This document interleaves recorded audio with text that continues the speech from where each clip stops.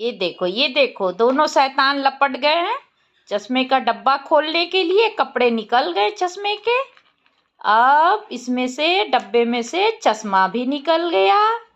अब मम्मी का चश्मा ये लोग लगा के किताब पढ़ेंगे। हाँ, और छोटी जी दोनों डिसाइड कर रहे हैं कौन लगाएंगे चश्मा कौन नहीं लगाएंगे। हैं, और छोटी अभी भी डब्बे में कुछ खोज रही है कि कुछ खाने को मिल जाएगा उसमें।